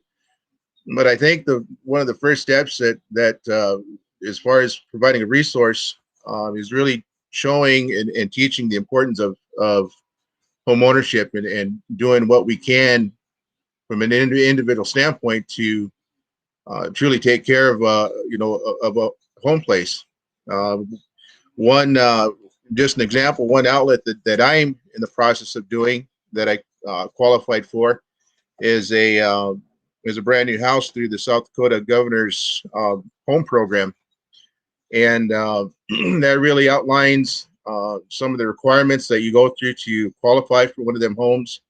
Whether you have a lot or a home site, it outlines what exactly in terms of property that you need to have to place a home dwelling on a a place like that. That's just one I think one unspoken resource that is out there, and they really do a great job as far as working with low income individuals or families. And Micah touched base on the ARPA funds. That's going to provide a lot of infrastructure needs, and housing is definitely one of them. And we've been dealing with HUD, we've been dealing with SWA, the funding. A lot of times they say, well, we don't have the money, or if HUD comes through, it's limited funds that only allow a small percentage of homes to be built. And with this ARPA funds, it's going to allow us to really implement some serious housing needs in each community. And but we also need to identify that even some of the current homes that we have, some of the existing problems that we have there. Obviously, we have a meth epidemic, and a lot of the SWA units go through that process where they've tested hot, and they get cleaned, and it kind of goes through the same process over and over. So in order to truly address our housing needs, there's underlying issues that we need to address before we get to the point of overall good housing needs for our people, and especially our young ones coming back from going off to further education and whatnot. So so that's why I said that this question is a good one, but it's almost like a threefold question with other issues that we need to identify to truly address our need for that. Thank you. Thank you, Josh. Okay, then we got one from Mandy, but Mandy said that she's under the weather right now, and she asked me to read the question for her. So her question is, where would you like to see the tribe in 5 to 10 years, economically, traditionally, socially, etc.?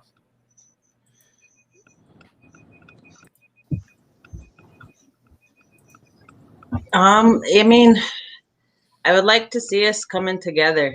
5 years seems like a long time, but it's not. And economically, I would like to see us, the tribe being more self-sustainable,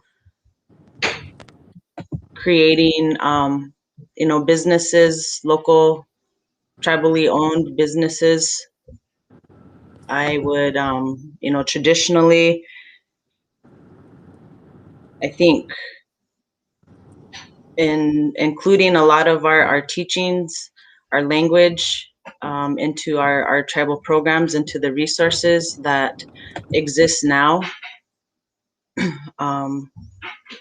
And I think overall, to the success to our tribe, we need to build better lines of communication. We need to build better relationships with each other. I think that the tribe needs to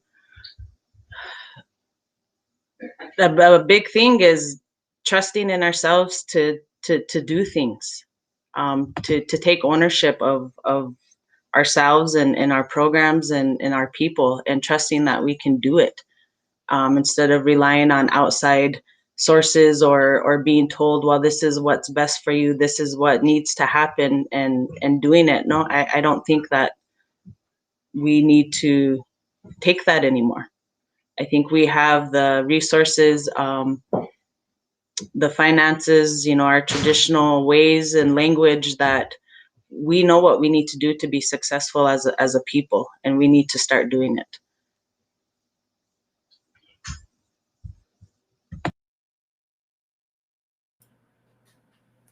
All right, Daryl, you're up.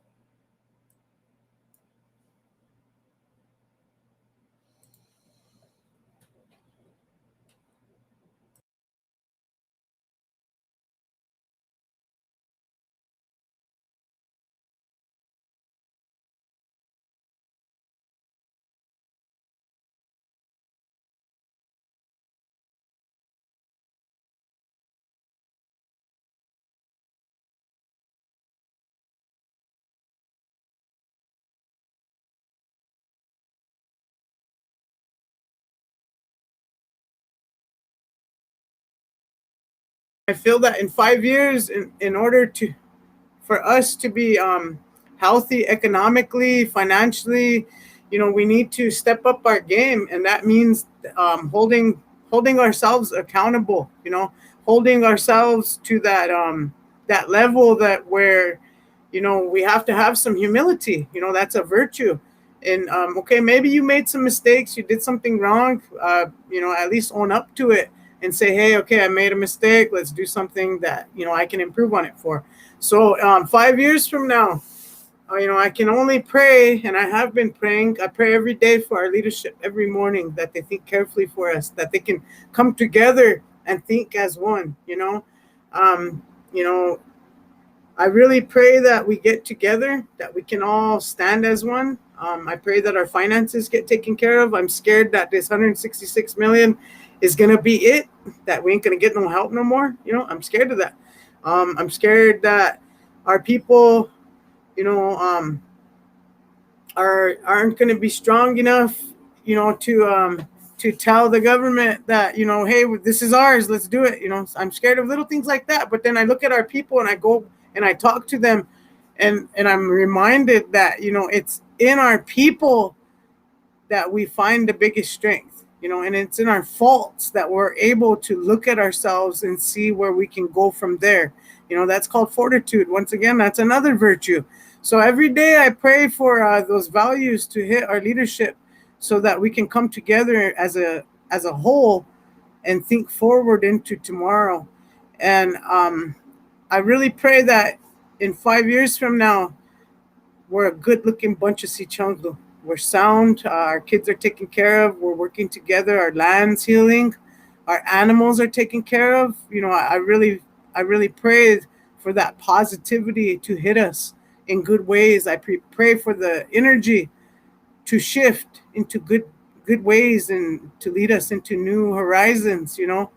I pray that our people learn to smile again and to laugh from inside, and not just from the surface. So these are things that, Mandy, that was an excellent question, and I think that we need more people like you to keep asking these. So where are we going to be in 5 years? Where do you see us economically, spiritually, financially? I hope to see us healthy. That's where I hope to see us. Pilamaya, thank you very much. All right, Josh, you need me to repeat the question, or did you get that? Where do you see it? Where do you see the tribe in 5 to 10 years, economically, spiritually, traditionally? Another great question. 5 to 10 years, it's not an impossible task to think that far ahead. Mm-hmm. But I think overall, economically, I truly believe that we're going to be in a much better position than where we're at now. And this kind of ties again back to the ARPA funding. We have an opportunity to use them funds for long-term investment, infrastructure investment. It's going to allow us to identify some employment sources for our tribal members. Spiritually, we continue to need to pray just as much as what Dara had just touched based on. I couldn't say any more better than what she said. Traditionally, we've been working together, all of the different entities, getting a lot of our language and culture implemented into a lot of our resources, our schools. It's going to be a slow process, maybe a little bit slower than what we would like, but it's being done. And we just continue to need to encourage our youth to really get engaged in that.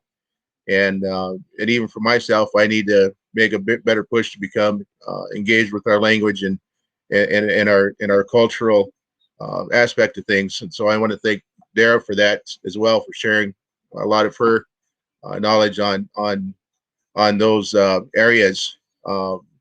But overall, in 10 years, I want to see us is economically prospering. And I think the biggest area that we have is our land base. And I know that Dara had touched base on that too. And the land is what we have, and we'll continue to have it. And we just needed to develop it, use it as our most vital resource, know how to take care of it. And if we can do those things, if we can work together on those things in regards to our land, I guarantee I'm such a big advocate for the use of our land into our tribe, just by utilizing our land base as our most vital resource. And there's so many avenues that we can identify to do that. And with the land itself, it all interconnects to everything that we have faced in the past and everything that we will face in the years to come. So again, thank you for the question.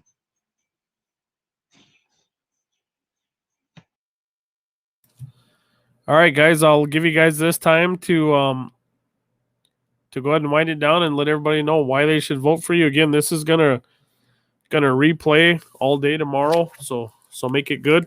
We'll let Micah go first because she's Miles is hungry or something like that. But I just want to say thank you to you three. You guys have never been on council, to my knowledge. You're pretty young, so I didn't think so, but you guys are hungry. You guys have been active in this campaign season, and I have like a 30-page document in my hand that goes all the way back to the 30s of our sitting council, our sitting administration. Some of these names are on here multiple times. I'm talking like 8 to 10. And one of those people are running for vice president. Some are sitting in current seats. You don't even see them guys campaigning because it's the same voters that are used to the same way things go on. And if you look back the last 20 years or even further, I mean, how much change, how much did we actually grow with having these same people in office? I probably shouldn't say that, but it's the truth. How many resolutions are out there that we don't know about because they don't get put out there by the person in that position? I mean, we're at a point in our lives where an 8th grader or a high schooler can put these on a website for us so we can look up forms. And if people are running for these offices, they should be able to get on a live stream. They should be able to answer an email. They should be able to do all that because they're in charge of a multi-million-dollar company that we're electing them to go into office for. And if they can't answer an email or they can't let us know what a resolution was from 10 years ago, I mean, what are they doing for us if we put them in those offices? And I'm really glad that you three are running. I'm sure that I'd bet anything that you guys are going on to the general election, and we'll do this again when we get to the general election, and hopefully we can get the people that are opposing you guys to get on here too, so you young hungry wolves can let them know what we got coming. So I will let you go take over, Micah. Well, again, thanks, Lawrence, for providing us this opportunity, and thank you to Dara and Josh, for jumping on and being part of this. Why people should vote for me, I think it's because times are changing. We are a young generation And, you know, we talked a little bit about it beginning here this evening about, you know, it's hard for our elders to pass the baton, to pass the stick to us. But for me, you know, I've watched them my whole life, and I watched them pave the way to where we're at today through a lot of struggles that they went through. And, you know, trust in us that we're here to be the voice for you, and we're strong, and we're here, and we're willing to stand up and to ask them hard questions, to be that voice, whether you're standing up there by yourself. You know, when things need to be addressed, I'll address that. I may not have support, and I may have support at times, but that's what I've done my whole life. I've listened to people. I've listened to our youth. I've listened to our families. I listened to our elders. And I've been that voice for those that may have been scared to speak up. I am confident in my personal values, my personal beliefs. I don't stray far. I don't stray from those. That's how I was raised, to be responsible and to be accountable. And, you know, if I need a reminder, you know, I can take that constructive criticism. I have children, nieces and nephews that are looking up to me as their role model, and showing them that things can be done. And with this, you know, this whole campaign season, it's been, you know, people, communities talking about needing change, wanting to see something different. So get out there and vote for something different. Don't vote for the same old same, because what, you know, Lawrence, you talked about it, you know, what's different, what has been different the last few terms here. We have a lot of young people running for candidates this year, and it's exciting to see. I'm excited to be running. And I just ask for the support of the people out there. Council representatives, you know, aren't the say all be all. We are here for the people. We take our guidance from the people. And I think we need to be reminded of that. You know, we're not, we need to engage in our communities. We need to get out there and talk to our community members and really bring that to our roles should we get elected. So it's hard to toot my own horn, but hopefully I did a good job. But, you know, good luck to everybody that's running. I'm excited to see the turnout.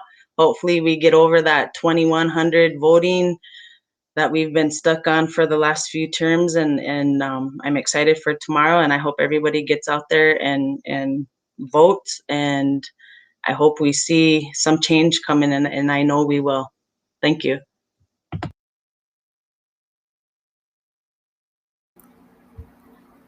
Hey everyone.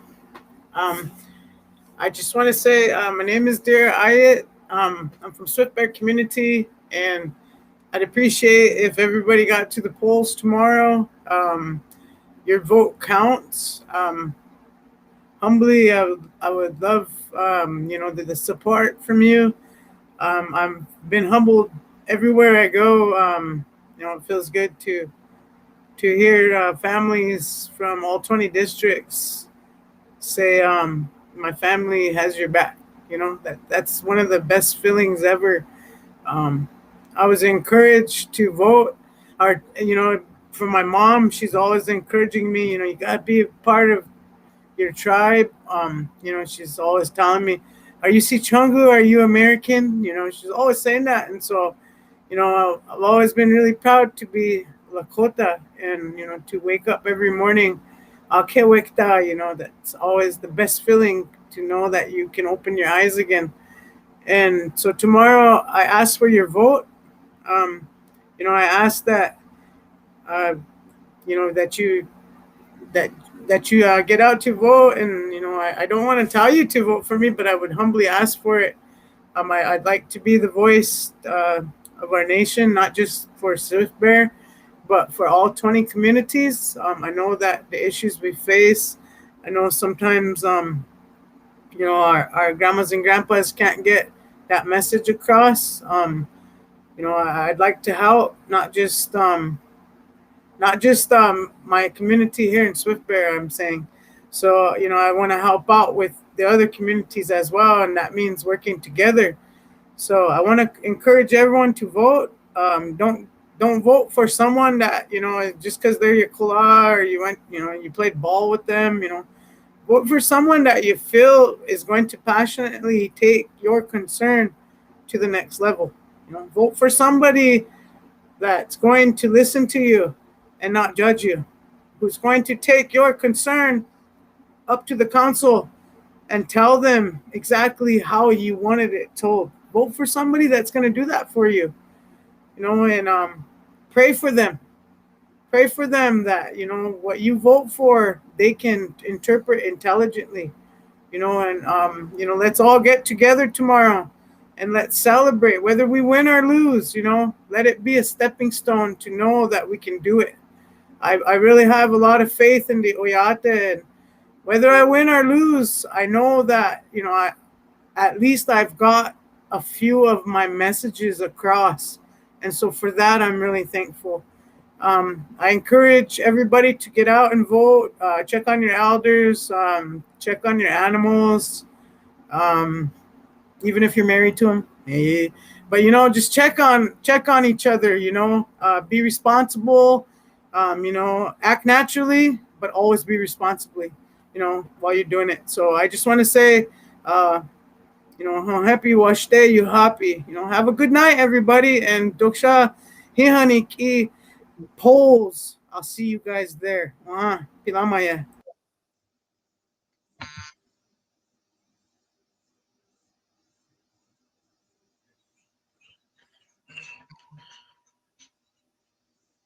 Again, my name is Josh Wilson. I'm a candidate for the Antelope Community Council Representative seat.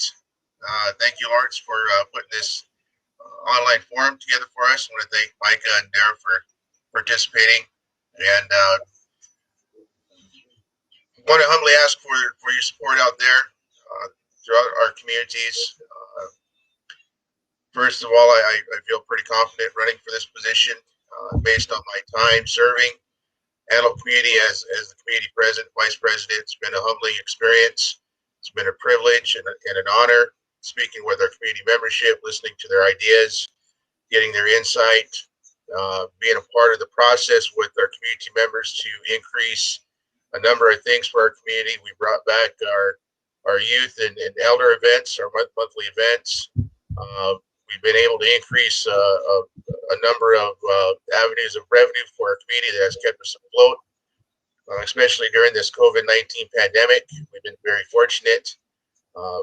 There's been decisions that we've had to make here in the community, especially from myself being at the helm, that was made in the best interest of the community. And sometimes those decisions are made, and sometimes you're not going to appease everybody, but you're elected to a position such as this to make decisions that are in the best interest of everybody and not just a select few. And I know that if I'm given the opportunity and privilege to be selected to serve Antelope community as our council representative, I firmly will bring that same mentality to this position. I'll bring the same mentality to serve the other 19 communities of our tribe, to work with those communities, the chair people, and those respective communities with our tribal membership. And that's the one thing I firmly believe in is teamwork. It takes a team effort to make change, and that's what we need to bring to our council table. And I hope our administration sees a change in those respective seats as well, that we can come to get together collectively, sit down and really do the hard work and the task at hand, and get away from this Himalayas that we've been in for years. And again, I humbly ask for your support and your vote tomorrow, Thursday, July 22nd. Want to encourage our voters to get out there and vote. It's going to be a historic turnout. And especially I want to encourage our up and coming young voters that had registered for this election. I'm truly encouraged by it. And again, be a part of this process, win or lose.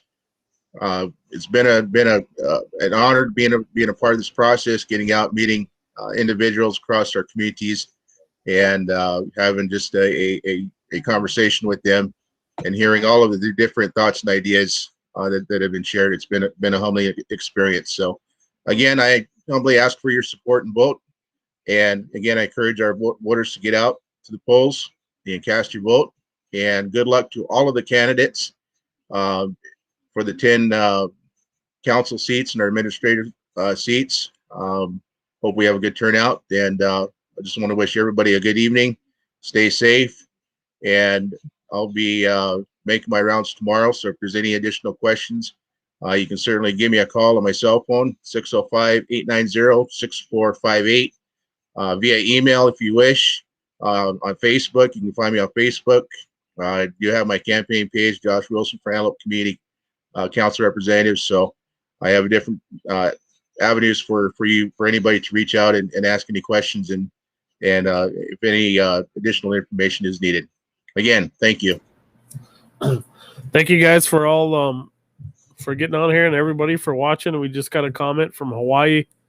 Wish you guys all good luck tomorrow in the election. You guys all have great ideas that are in the best interests of the Rosebud Sioux tribe. Dara, Micah, Josh, good luck tomorrow. I know you guys will advance, but I'll be the first in Swift Bear to vote. I'll get up before Dara.